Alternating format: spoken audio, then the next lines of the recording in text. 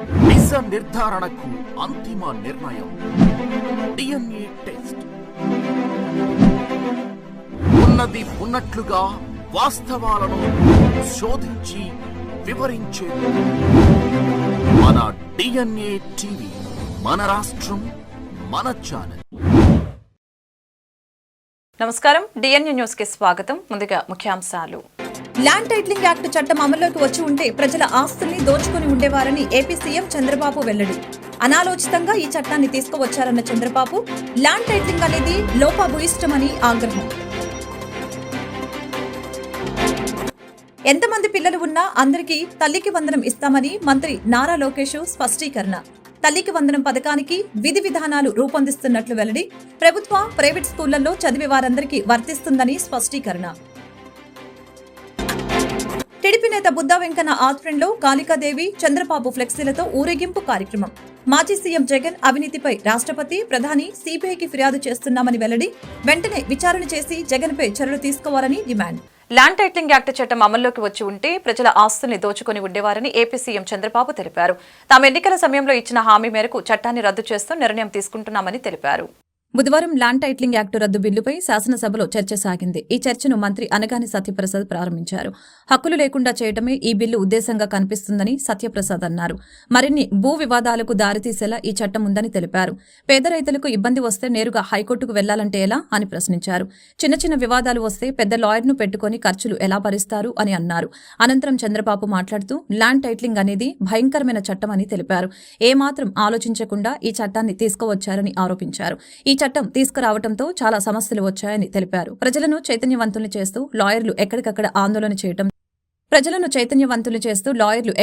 ఆందోళన చేశారని, లోపభూయిష్టమని అన్నారు. భూమి అనేది తరతరాలుగా వారసత్వంగా వచ్చే సొమ్మని తెలిపారు. వాటికి ప్రభుత్వం ముద్ర వేసి పట్టాదారు పాసు పుస్తకం ఇవ్వడం ఆనవాయితీ అని తెలిపారు. కానీ ముఖ్యమంత్రి ఫోటో వేసుకుని ఎక్కడైనా పట్టా పాసు పుస్తకాలు ఇస్తారా అని ప్రశ్నించారు. ఇటీవల భూ సర్వే అన్నారని, తద్వారా ఎక్కడికక్కడ భూ వివాదాలు పెంచుతున్నారని తెలిపారు. ల్యాండ్ టైటిలింగ్ అనేది లోపభూయిష్టమని అన్నారు. ఈ చట్టాన్ని చూస్తే చాలా భయంకరమైన చట్టం. ఏమాత్రం కూడా ఆలోచించకుండా ఈ చట్టాన్ని తీసుకురావడం చాలా సమస్యలకు దోహదం చేసింది. ఎన్నో రోజులుగా లాయర్స్ అయితే ప్రజల్ని చైతన్యవంతులు చేస్తూ ఎక్కడికక్కడ ఆందోళన చేశారు. ఈ చట్టం కనుచుంటే పౌరుల ఆస్తి హక్కును మొత్తం మింగేసే పరిస్థితి వస్తుంది. ఇప్పటికే అధ్యక్ష, రాష్ట్రంలో ఎప్పుడూ లేనంత ఈ భూ వివాదాలు పెరిగిపోయినాయి. చాలా దిక్కలు. ఇప్పుడు నా నియోజకవర్గం, కుప్పం నియోజకవర్గంలో చూస్తే ఎప్పుడూ నాకు ఒక్క కంప్లైంట్ కూడా రాలేదు. 40 ఏళ్ళ నుంచి నేను అక్కడ సీఎంగా, ముఖ్యమంత్రిగా, ఎమ్మెల్యేగా, ప్రతిపక్ష నాయకుడిగా ఉన్నాను. ఈ 5 ఏళ్లలో జరిగిన అవకతవకలు, ఆ నియోజకవర్గంలో ఎక్కువ కంప్లైంట్లు వచ్చేది భూ వివాదాలపైన వచ్చాయి. నేను చిన్న చిన్న మీటింగ్లు పెట్టుకొని మాట్లాడేటప్పుడు ఏదైతే 22A ఎవరైనా భూమి ఉంటే దాని పక్కన 22A అని వేసేస్తే అది ప్రభుత్వ భూమి అయిపోతుంది. అక్కడి నుంచి ఎవరైతే సెటిల్మెంట్ చేసుకోవాలనుకుంటారో వీళ్ళందరూ రావడం, నెగోషియేషన్స్ మొదలు పెడతారు. లేకపోతే ఇది గవర్నమెంట్ భూమి అవుతుంది. మనం కానీ ఒప్పుకుంటే, వాళ్ళు ఒప్పుకుంటే దాన్ని ఆటోమేటిక్గా మళ్ళీ ప్రైవేట్ భూమి కింద 22A తీసేసి మళ్ళా ప్రైవేట్ భూమి కింద సెటిల్మెంట్ చేసుకునే పరిస్థితికి వచ్చారు. అధ్యక్ష, టెక్నాలజీ కూడా చాలా ప్రమాదం. నేరస్తుల దగ్గర టెక్నాలజీ ఉంటే మొత్తం మార్చేయడం, రికార్డులు మార్చడం చాలా ఈజీగా అయిపోయే పరిస్థితి వస్తుంది. ఇప్పుడు దానికి తోడు మీరు చూస్తే అధ్యక్ష, ఇటీవల కాలంలో ఇవన్నీ కూడా సెంటిమెంట్స్ ఉంటాయి. భూమి అనేది తరతరాలుగా వారసత్వ ప్రకారం వస్తుంది. మా తాత, మా ముత్తాత ఇచ్చిన భూములు ఇప్పుడు కూడా మాకు వస్తూ ఉంటాయి ఆ కుటుంబానికి. అలాంటి భూమిలో పట్టాదారు పాస్ పుస్తకాలు ఇవ్వడం ఆనవాయితీగా పెట్టుకుంటాం. రాజముద్రేస్తాం, అంటే ప్రభుత్వం ముద్రేసిస్తాం. అలాంటిది ముఖ్యమంత్రి ఫోటో వేసుకొని పట్టాదారు పాస్ పుస్తకాలు ఇవ్వడం, అంటే సెంటిమెంట్స్తో ఆడుకోవడం ఇది ఎక్కడ చూడలేదు అధ్యక్ష, ఎవ్వరూ చేయలేదు ఇంతవరకు కూడా అలాంటివి చేశారు. అప్పటికే ప్రజల్లో చాలా కోపం ఉంది, ఆవేదన ఉంది, ఆవేశం ఉంది, ఏమీ చేయలేని పరిస్థితిలో ఉన్నారు. అయితే ఇటీవల భూ సర్వే కూడా అన్నారు. ఈ భూ సర్వే కూడా దిశ మొత్తం సెటిల్మెంట్ చేస్తామనే ఉద్దేశంతో చేసి డబ్బులైతే ఖర్చు పెట్టి ఎక్కడికక్కడ వివాదాలు ఎంతమంది పిల్లలు ఉన్నా అందరికీ తల్లికి వందనం వర్తిస్తుందని ఏపీ మంత్రి నారా లోకేష్ స్పష్టం చేశారు. ఈ పథకంపై శాసన మండలిలో సభ్యులు అడిగిన ప్రశ్నలకి మంత్రి సమాధానం చెప్పారు. తల్లికి వందనం పథకానికి విధి విధానాలను రూపొందిస్తున్నట్లు చెప్పారు. పైగా ఈ పథకం ప్రభుత్వ, ప్రైవేటు స్కూళ్లలో చదివే విద్యార్థులందరికీ వర్తిస్తుందని అన్నారు. ఎన్డీఏ ప్రభుత్వం అధికారంలోకి వస్తే ఎంతమంది పిల్లలుంటే అంతమందికి ఇస్తామని ఎన్నికల ప్రచారంలోనే చెప్పామని, ఆ మాటకు కూడా కట్టుబడి ఉన్నామని అసెంబ్లీలో మంత్రి లోకేష్ ప్రస్తావించారు. నిబంధనలు రూపొందించేందుకు కాస్త సమయం కావాలని తెలిపారు. ఎలాంటి లోటుపాట్లు లేకుండా రూపొందించడమే తమ లక్ష్యమని తెలిపారు. ఈ అంశంపై మంత్రులతో చర్చిస్తున్నట్లు తెలిపారు. గతంలో ఒక్కొక్కరికి 15,000 ఇస్తామని చెప్పి ఆ తర్వాత 14,000, అనంతరం 13,000కు తగ్గిందని తెలిపారు. అర్హత నిబంధనలు కూడా గత ప్రభుత్వం మార్చిందని అన్నారు. ఇలాంటి లోటుపాట్లు లేకుండా చూస్తామని తెలిపారు. తల్లికి వందనం కింద ప్రతి ఒక్కరికి 15,000 ఇస్తామని అన్నారు. గోపాల్ రెడ్డి గారు, లక్ష్మణరావు గారు, బీటీ నాయుడు గారు, వెంకటేశ్వర్ల గారు ఇష్యూ గురించి మాట్లాడారు అధ్యక్ష.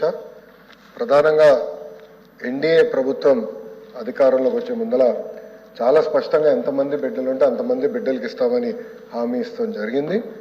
ఆ హామీకి మేము కట్టుబడి ఉన్నాం. రెండో అంశం అధ్యక్ష, అందుకే గైడ్ లైన్స్ రూపొందించడానికి కొంచెం సమయం కావాలని అడిగాం. నేను కూడా ఇది కొంచెం సీరియస్గా తీసుకుంటున్నా. మంత్రులందరితో కూడా మేము చర్చిస్తున్నాం. గతంలో జరిగిన లోటుపాట్లు జరగకూడదనేది మా లక్ష్యం. మీరన్నట్టు గతంలో 15,000 రూపాయలని, తర్వాత అది కాస్త నెక్స్ట్ ఇయర్ 14,000కి అయింది, తర్వాత 13,000కి అయింది. 1,000 రూపాయలు టీఎంఎఫ్ అన్నారు, ఇంకో 1,000 రూపాయలు ఎస్ఎంఎఫ్ అని అది డబ్బులు తీసుకుంటాం జరిగింది. అంతేకాకుండా ఎలిజిబిలిటీ క్రైటీరియా కూడా మార్చడం జరిగింది అధ్యక్ష. గ్రామాలు వచ్చే గల 5,000 రూపాయలు నెలకు వస్తే ఆటోమేటిక్గా వాళ్ళు ఎలిజిబుల్ అనేది, 5,000 కన్నా తక్కువ వస్తే ఎలిజిబుల్ అన్నారు. అట్లా మళ్ళీ దాన్ని మార్చారు. భూమి కూడా అది కూడా మార్చారు. దాని తర్వాత ఎలక్ట్రిసిటీ కన్జంప్షన్ విషయంలో కూడా కొన్ని నుస్ఖలు జరిగినాయి.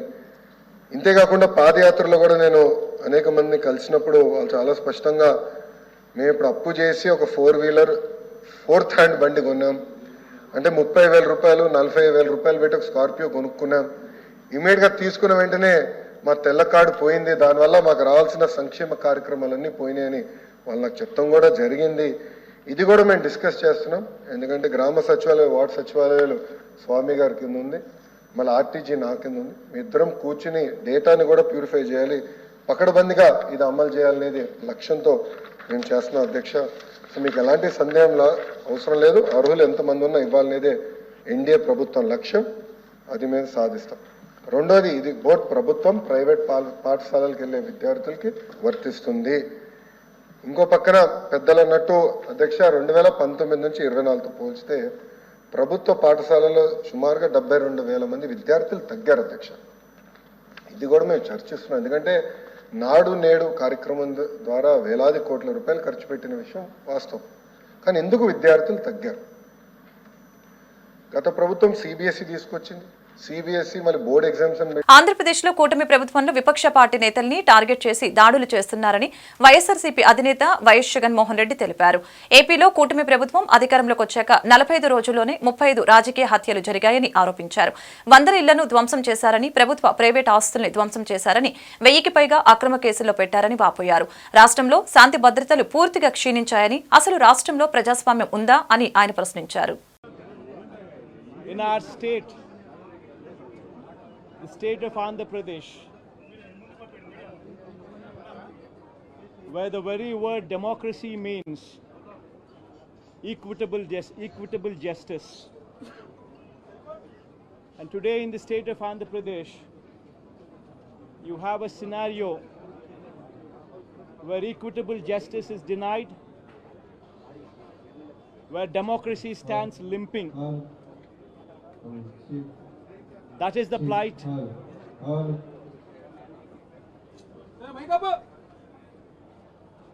That is the plight of affairs in Andhra Pradesh. You have a government in place where within 45 days of coming into power, you have a situation where more than 30 people have been murdered, where you have more than 300 people on whom you have assaults taken place, which led to attempt of murder, where you have more than 560 properties, private properties vandalized, where you have more than 490 government properties also vandalized, where you also have more than 1,000 cases,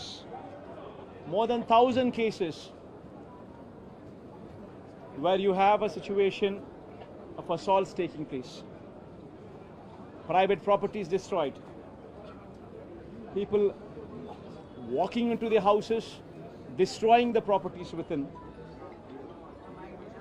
where plantations have been destroyed. Jagan అవినీతిపై రాష్ట్రపతి ప్రధాని సిబిఐకి ఫిర్యాదు చేస్తున్నామని TDP senior నేత బుద్దా వెంకన్న తెలిపారు. వెంటనే విచారణ చేసి జగన్పై చర్యలు తీసుకోవాలని, జగన్కి మంజూరు చేసిన బెయిల్ వెంటనే రద్దు చేయాలని కోరారు. కూటమి అధికారంలోకి వచ్చిన నాటి నుంచి రాష్ట్రానికి మంచి రోజులు వచ్చాయని, ఈ నేపథ్యంలో కాళికాదేవి చంద్రబాబు ఫ్లెక్సీలతో ఊరేగింపు నిర్వహించినట్లు తెలిపారు. నమస్కారం. ఈరోజు జగన్మోహన్ రెడ్డి ఒక కొత్త డ్రామాకి తెరలేపాడు.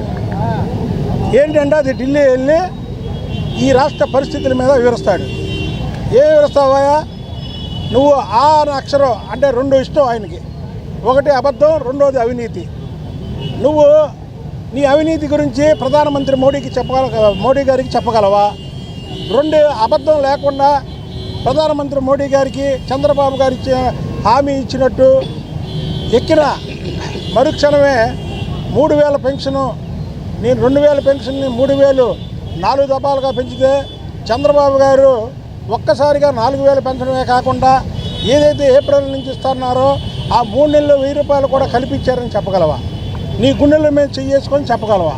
ఇవాళ మేము మహిషాసుర మర్దినితో ఉన్నటువంటి అవతారం ఉన్నటువంటి ప్రభని కట్టడం, దాని వెనుక చంద్రబాబు గారు ఉండడం ఏమిటంటే దానికి ఇది మాకు పురాతనం నుంచి కూడా ఇక్కడ అమ్మవారి గుడి దగ్గర ప్రభలు కట్టడం అలవాటు. ఒక మంచి పనికి రాష్ట్రం సస్యశ్యామలంగా ఉండాలి, చంద్రబాబు గారి పాలనలో ప్రజలందరూ బాగున్నారు, ఇవాళ గుండెల మీద చేసుకొని నిద్రపోతున్నారు. కానీ ఈ జగన్మోహన్ రెడ్డి అవినీతి, అబద్ధం. పర్యావరణ పరిరక్షణ ముఖ్య ఉద్దేశంతో డూండి సేవా సమితి ఆధ్వర్యంలో 72 అడుగుల మహాగణపతి విగ్రహం ఏర్పాటు చేయడం హర్షణీయమని విజయవాడ పార్లమెంటు సభ్యులు కేశినేని శివనాథ్, చిన్ని సతీమణి కేశినేని జానకి లక్ష్మి పేర్కొన్నారు. డూండి గణేష సేవా సమితి ఆధ్వర్యంలో విజయవాడ పశ్చిమ నియోజకవర్గం labour colony centre Sitara junction లో 72 అడుగుల మట్టి గణపతి భారీ విగ్రహ ఏర్పాటుకు శంకుస్థాపన మహోత్సవం ఘనంగా నిర్వహించారు. విజయవాడ పార్లమెంటు సభ్యులు కేశినేని శివనాథ్, చిన్ని సతీమణి కేశినేని జానకి లక్ష్మి, తెలుగుదేశం పార్టీ ఉత్తరాంధ్ర ఇన్ఛార్జి మాజీ ఎమ్మెల్సీ బుద్దా వెంకన్నలు ముఖ్య అతిథులుగా పాల్గొని 72 అడుగుల మట్టి వినాయకుణ్ణి ప్రతిష్ఠించే ప్రదేశంలో నిర్వహించిన శంకుస్థాపన కార్యక్రమంలో పాల్గొని ప్రత్యేక పూజల్ని చేశారు. నూతన ప్రభుత్వం ఏర్పాటైన సందర్భంగా రాష్ట్ర ప్రజలు ప్రతి పండుగను ఆనందోత్సవంతో జరుపుకోవాలని ఉద్దేశంతో ఈ ఉత్సవాలకు అంకురార్పణ చేశామని తెలిపారు. వినాయక చవితికి మట్టి ప్రతిమను వాడి పర్యావరణాన్ని కాపాడుకోవాలని ఆమె కోరటం జరిగింది. గత ప్రభుత్వ హయాంలో రాష్ట్ర ప్రజలు పండుగలు చేసుకోవడం మర్చిపోయారని, నూతన ప్రభుత్వం ఏర్పడినప్పటి నుంచి రాష్ట్ర ప్రజల బాగోగులు చూడటమే ప్రధాన ఎజెండాగా కూటమి ప్రభుత్వం పనిచేస్తుందని తెలియజేశారు. అనంతరం డూండి సేవా సమితి నిర్వాహకులు, తెలుగుదేశం పార్టీ వాణిజ్య విభాగం రాష్ట్ర అధ్యక్షులు డూండి రాకేష్ మాట్లాడారు. ఆంధ్రప్రదేశ్ రాష్ట్రంలోని అత్యంత ప్రతిష్టాత్మకంగా గతంలో నిర్వహించిన డూండి గణేష సేవా సమితి భారీ మట్టి గణపతి విగ్రహ ఉత్సవాల కార్యక్రమాలు ఈ ఏడాది ప్రతిష్టాత్మకంగా నిర్వహించడానికి అన్ని ఏర్పాట్లు ప్రభుత్వ సహకారంతో చేయనున్నట్లు తెలిపారు.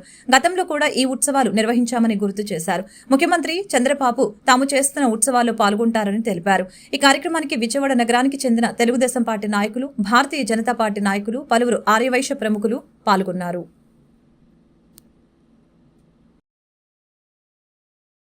ఇంద్రకీలాద్రిపై వెంచేసి ఉన్న అమ్మవారికి ప్రతి ఆషాఢం నాడు కామకోటి నగర్ నివాసితుల నేతృత్వంలో ఆనవాయితీగా సారె సమర్పిస్తున్నామని హరివాణి, హేమాద్రి, అరుణ తెలిపారు. అమ్మవారి ఆశీస్సులతో సమస్త మానవాళి సుఖ సంతోషాలతో ఉండాలని వారు ఆకాంక్షించారు. ఆషాఢ మాసం మొదలుతోనే వారాహి నవరాత్రులతో మొదలై శాకంబరి దేవిగా అమ్మవారు దర్శనమిస్తారని తెలిపారు. ఆషాఢ మాసంలో శక్తి స్వరూపినిగా అమ్మవారు ప్రతి ఒక్కరిని చల్లగా చూస్తారని అన్నారు. బెజవాడ ఇంటి ఆడపడుచుగా అమ్మవారికి ప్రతి ఏడాది ఆనవాయితీగా తమ కాలనీ వాసుల నేతృత్వంలో అమ్మవారికి సారె సమర్పిస్తున్నట్లు తెలిపారు. దుర్గమ్మ ఆశీస్సులతో సమస్త మానవాళి సుఖ సంతోషాలతో ఉండాలని అమ్మవారిని కోరినట్లు తెలిపారు. రాబోయే రోజుల్లో కూడా తమ కాలనీ వాసులు అందరం కలిసి అమ్మవారికి సారె సమర్పణ కార్యక్రమాన్ని ఇంకా వైభవంగా నిర్వహించేందుకు కృషి చేస్తామని వివరించారు. సర్వమంగళ మాంగళ్యే శివే సర్వార్థ సాధకే శరణే త్రయంబకే గౌరీ నారాయణి నమోస్తుతే. మేమందరం కామకోట్ నగర్ విజయవాడ నుంచి వచ్చామండి. ప్రతి సంవత్సరం ఆషాఢ మాసం అమ్మవారికి పవిత్ర సారిని తీసుకొస్తున్నాం. ఎట్లయితే మన ఇంటి ఆడపిల్లకి ఎట్లయితే మనం పసుపు కుంకుమ అన్నీ పెడతామో అట్లాగే అమ్మవారికి కూడా మేము సమర్పిస్తున్నాం. అమ్మవారి కరుణా కృపా కటాక్షాలు అందరి మీద ఉండాలని కోరుకుంటున్నాం. జై దుర్గా భవాని.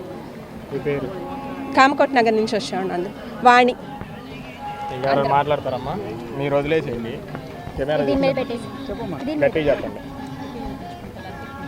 యాదేవి సర్వభూతేషు మాతృరూపేణ సంస్థిత. నమస్తస్యై నమస్తస్యై నమస్తస్యై నమో నమః. ఈ దుర్గామాతని మనమందరం కూడా మాతృ రూపంలో కొలుస్తున్నాము. ఆషాఢ మాసం అనేది చాలా పవిత్రమైనటువంటి మాసము. ఆషాఢ మాసం మొదలుతోనే వారాహి నవరాత్రులతో మొదలుపెట్టి శాకంబరిగా అమ్మవారు మనందరికీ చక్కగా శాఖపాకాలు పంటలు సస్యశ్యామలంగా ఉండాలని చెప్పి ఆవిడ యొక్క ఆశీర్వచనంతో మనం మొదలు పెడుతుంది ఈ ఆషాఢ మాసం. ఈ ఆషాఢ మాసంలో శక్తి స్వరూపిణిగా మనందరినీ చల్లగా చూస్తుంది. మన ఇంటికి వచ్చిన ఆడపిల్లకి ఆషాఢ మాసం ఆడపిల్ల పుట్టింటికి రావటం అనేది ఒక ఆనవాయితీ ఉంది ప్రతి ఇంట్లోనూ. అలా వచ్చినటువంటి ఆడపిల్లకి పుట్టింటి వాళ్ళ శక్తిలో వాళ్ళ సారె తీసుకెళ్ళి సారె ఇవ్వటము, సారెతో పిల్లని పంపించడం అనేది జరుగుతుంది. అదేవిధంగా మేము కూడా ఈ దుర్గామాత మన విజయవాడ ప్రజలందరికీ కూడా ఇంటి ఆడబడుచు కాబట్టి మేమంతా ప్రతి సంవత్సరము బ్రాహ్మణ కుటుంబాలు మేమందరం కామకోట నగర్లో ఉన్నటువంటి బ్రాహ్మణ కుటుంబాలు అందరం కలిసి ఇంట్లోనే అన్ని మా శక్తి కొలది అన్నీ తయారు చేసుకొని అమ్మవారికి పవిత్రంగా ఒక ఆచార సాంప్రదాయాలతో తీసుకొచ్చి సారెని సమర్పిస్తున్నాము. ఇది అందరం ఒకళ్ళతో కూడినటువంటి పని కాదండి, అందరం కలిసి కట్టుగా మేమంతా చేస్తున్నాం. ప్రతి సంవత్సరం చేస్తున్నాం. ఇది అమ్మవారు మనందరినీ చల్లగా చూడాలని, అందరిని సుభిక్షంగా ఉండాలని దేశ ప్రజలందరూ కోరుకొని మేమందరం చేస్తున్నటువంటిది. జై దుర్గా భవాని. గత 2 ఏళ్లుగా మంచినీటి సమస్యతో తీవ్ర ఇబ్బందులు పడుతున్నామని చిట్టినగర్ ఏనుగుల అంజయ్య వీధి నివాసితులు ఆవేదన వ్యక్తం చేశారు.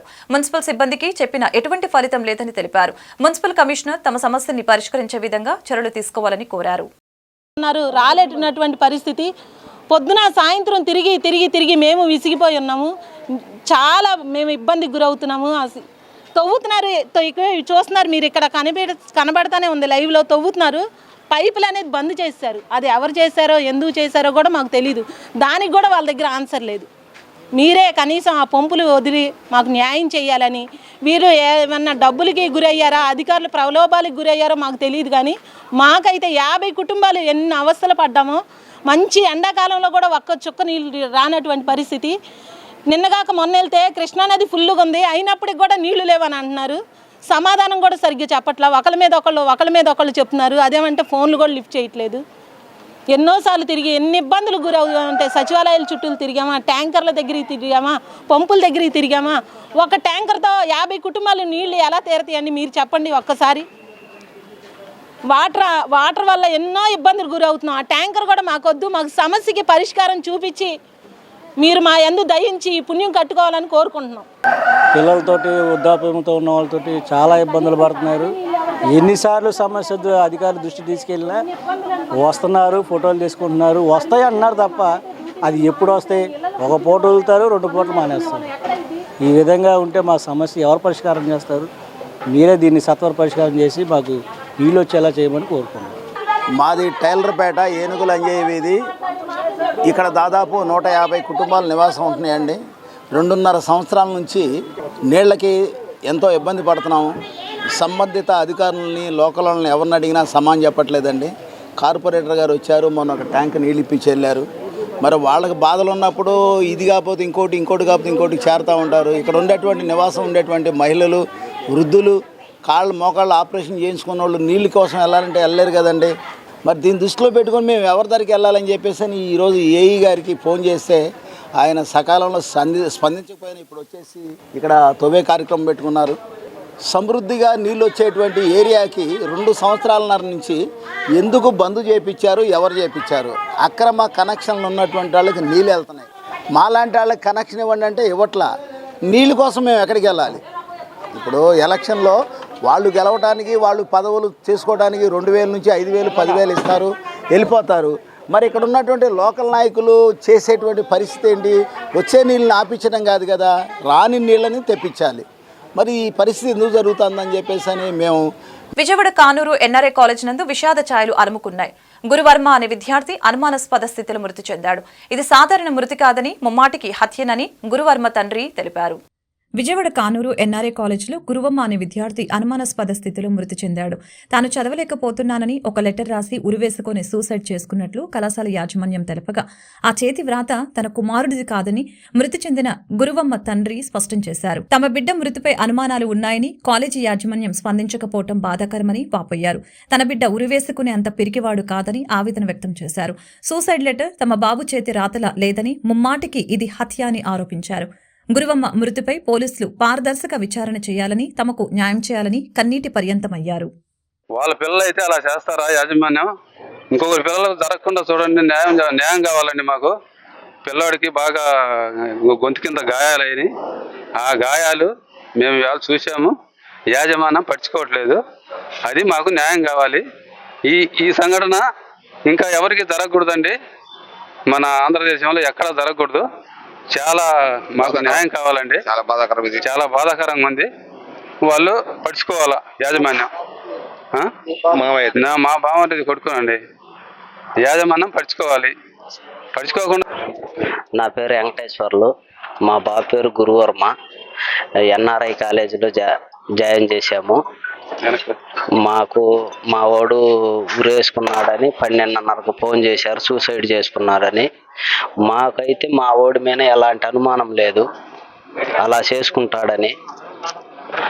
వాడు అలాంటి పిరికివాడు కాదు. నేను బస్సు ఎక్కిచ్చిన రోజు కూడా చదువుకుంటానా కాలేజీ జరిగిందండి, జరగబట్టే అనుమానంగా ఉంది సార్. ఇదైతే కాలేజీలో అనుమానంగా ఉంది. నాకు తగిన న్యాయం చేయాలి. చదువు ఇష్టం లేదని సూసైడ్ చేసుకుంటున్నాను బాబు లెటర్ రాసాడంట కదా. అది కాదండి, మా వాడి రైటింగ్ కాదు. ఆ రైటింగే మా వాడు రాయడు. నా దగ్గర ఉన్నాయి రైటింగ్లు అన్ని. నాకు అన్ని రాస్తా ఉంటాడు. అవన్నీ కూడా తెస్తాను. అంతేగాని ఆ రైటింగ్ అయితే మా వాడిది కాదు. నేను తండ్రి, వాళ్ళ బాబే. చెప్పండి బాబు. మాకు అనుమానం ఉందండి. వాళ్ళు మాట్లాడారా? కాలేజీ వాళ్ళు ఏమన్నారు? కాదు వాళ్ళంటే అబ్బాయి బాగాలేదు, అబ్బాయి చనిపోయారు, కాదు ఇష్టం లేదండి అంటున్నారు వాళ్ళు. మాకైతే అట్లా ఏం చెప్పలేదు. మాకు బాబు బాగా ఇక్కడ చదువుకుంటా అని చెప్పారు. మాకైతే అనుమానం వాళ్ళు ఏదన్నా చేశారేమో అనిపిస్తుంది. మాకైతే అది వాళ్ళ మీద మాకు అనుమానం. తల్లిదండ్రులు వచ్చే రెస్పాన్స్ లేదు, ఏమీ లేదు. ఇవాళ దాదాపు 50 మంది వచ్చినా కూడా రావాలి కదా. కాలేజీ యాజమాన్యం రావాలి కదా. ఇక్కడికి రాకుండా ఎక్కడో ఉంటే అలాగా జరిగింది. రెస్పాన్స్ ఉండాలి కదండి. ఇవాళ వాళ్ళు గంట కొబ్బరి మాట్లాడుతున్నారు వాళ్ళు. డబుల్ ఇంజన్ సర్కార్తో ఏపీ అన్ని రంగాల్లో దూసుకు వెళ్లడం ఖాయమని బీజేపీ నేత రమేష్ నాయుడు వెల్లడించారు. కేంద్ర బడ్జెట్లో ఏపీకి పెద్దపీట వేశామని, అమరావతి రాజధానికి 15,000 కోట్లు కేటాయించడం హర్షణీయమని తెలిపారు. కారిడార్ల ద్వారా 7 జిల్లాల్లో ఉపాధి అవకాశాలు పెరుగుతాయని, పరిశ్రమలు అన్ని ప్రాంతాల్లో ఏర్పాటు చేసేందుకు ముందుకు వస్తున్నారని తెలిపారు. జగన్ శవరాజకీయాలు మానుకొని రాష్ట్ర అభివృద్ధిలో భాగస్వామ్యం కావాలని ఆయన హితో పలికారు. విజయవాడలోని బీజేపీ రాష్ట్ర కార్యాలయంలో ఆ పార్టీ నేత రమేష్ నాయుడు విలేకరులతో మాట్లాడారు. ఈ సమావేశంలో ఆయన మాట్లాడుతూ ఏపీ ప్రజల కలలు రాజధాని నిర్మిస్తామన్న జగన్ మోసం చేశాడని, 3 రాజధానుల పేరుతో అసలు రాజధాని లేకుండా చేశారని విమర్శించారు. కూటమి ప్రభుత్వం వచ్చాక మోడీ సారథ్యంలో ఏపీకి పూర్వ వైభవం వస్తుందని తెలిపారు. అమరావతి అభివృద్ధికి కేంద్రం 15,000 కోట్లు ఇవ్వడం హర్షణీయమని తెలిపారు. పోలవరం ప్రాజెక్టు పనులు జగన్ ఆపేశారని, రివర్స్ టెండరింగ్ పేరుతో పోలవరం మీద దోచుకోవాలని అనుకున్నారని ఆరోపించారు. పోలవరం పూర్తి చేసే బాధ్యత కేంద్రం తీసుకుందని ప్రకటించారని, వెనుకబడిన జిల్లాలకు ప్రత్యేక ప్యాకేజీ ద్వారా అభివృద్ధి చెందుతాయని తెలిపారు. రాయలసీమ, ఉత్తరాంధ్ర ప్రజల జీవితంలో మార్పు వస్తుందని అన్నారు. జగన్ దెబ్బకు పొట్టచేత పట్టుకుని ప్రజలు వలసలు పోయారని, కొత్త పరిశ్రమలు లేక ఉన్న పరిశ్రమల్ని కూడా పంపేశారని విమర్శించారు. చిక్కుకున్నటువంటి వ్యక్తి యొక్క ఆవేదన చూసిన తర్వాత అతన్ని తెప్పించేటువంటి ప్రయత్నం చేశారు. ఆ విధంగా రాయలసీమ వాసులు వేల మంది గల్ఫ్ కంట్రీస్లో ఉపాధి లేక రాయలసీమ నుంచి వలసపోతున్నారు. పక్క రాష్ట్రాలు పోవడం వేరు, పక్క దేశాలకు పోతున్నారు. ఇది 40-50 సంవత్సరాలుగా జరుగుతున్నటువంటి తంతు. కారణమేమి? మా దగ్గర సాగునీటి ప్రాజెక్టులు లేకపోవడం కారణంగా, మా దగ్గర పరిశ్రమలు రాకపోవడం కారణంగా, జగన్మోహన్ రెడ్డి గారు వచ్చిన తర్వాత సొంత పరిశ్రమల్ని ఈ రాష్ట్రంలో ఎవరైతే ఎంటర్‌ప్రెన్యూర్స్ ఉన్నారో వాళ్ళ పరిశ్రమలను కూడా తరివేసినటువంటి నేపథ్యం, చరిత్ర జగన్మోహన్ రెడ్డికే దక్కింది. రాయలసీమలో ఉన్నటువంటి ఈ చెన్నై కారిడార్ కావచ్చు, లేకుంటే విశాఖ కారిడార్ కారణంగా 100% రాబోయే రోజుల్లో మౌలిక వసతులు కల్పిస్తే పెద్ద ఎత్తున పరిశ్రమలు పెట్టేదానికి పెట్టుబడిదారులు వస్తారు. దాని కారణంగా రాయలసీమ ప్రాంతం నుంచి వలసపోవాల్సినటువంటి దుస్థితి ఉండదు.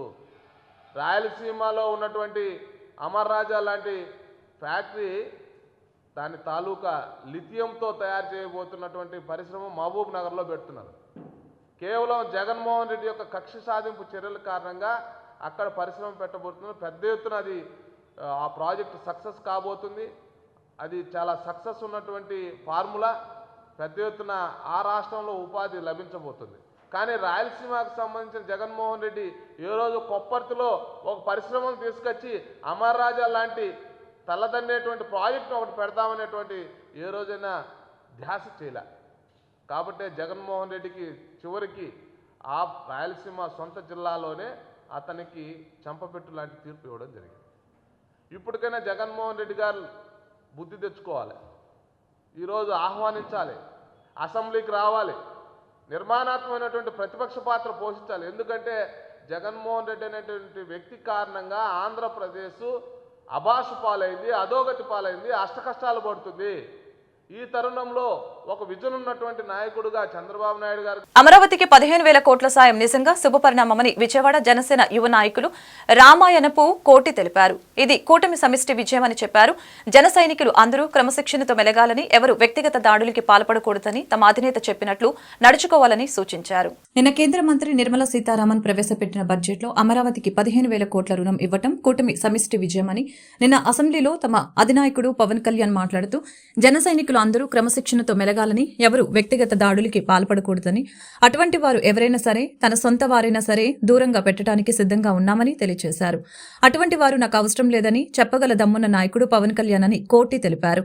ప్రతి ఒక్క జన సైనికుడు జన సభ్యత్వ నమోదును ప్రజల్లోకి తీసుకువెళ్లాలని, ఇప్పటికే 18వ తారీఖు మొదలైన ఈ సభ్యత్వ నమోదు కార్యక్రమంలో యువత, పవన్ కళ్యాణ్ అభిమానులు, జనసేన సానుభూతి పరులు, గృహిణులు స్వచ్ఛందంగా వచ్చి సభ్యత్వం నమోదు చేసుకుంటున్నారని ఆయన చెప్పారు.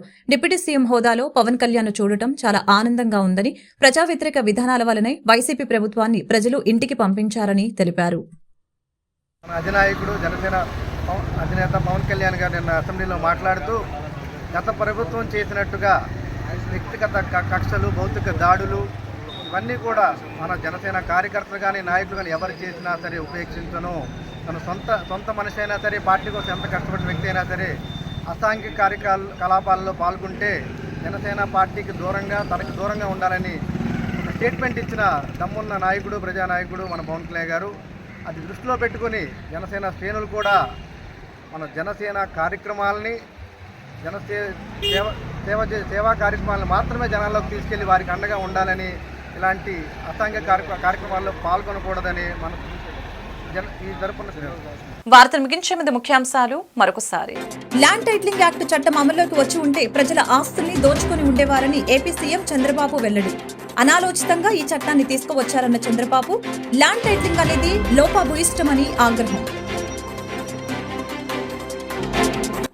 ఎంతమంది పిల్లలు ఉన్నా అందరికీ తల్లికి వందనం ఇస్తామని మంత్రి నారా లోకేష్ స్పష్టీకరణ. తల్లికి వందనం పథకానికి విధి విధానాలు రూపొందిస్తున్నట్లు వెల్లడి.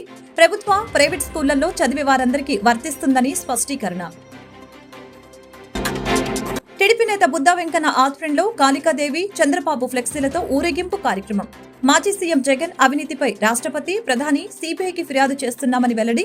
వెంటనే విచారణ చేసి జగన్పై చర్యలు తీసుకోవాలని డిమాండ్. ఈ వార్తలు ఇంతటితో సమాప్తం. మరొక బులెటిన్లో మళ్ళీ కలుద్దాం.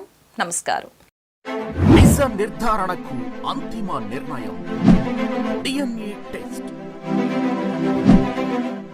ఉన్నది ఉన్నట్లుగా వాస్తవాలను శోధించి వివరించేది మన DNA TV, మన రాష్ట్రం మన ఛానల్.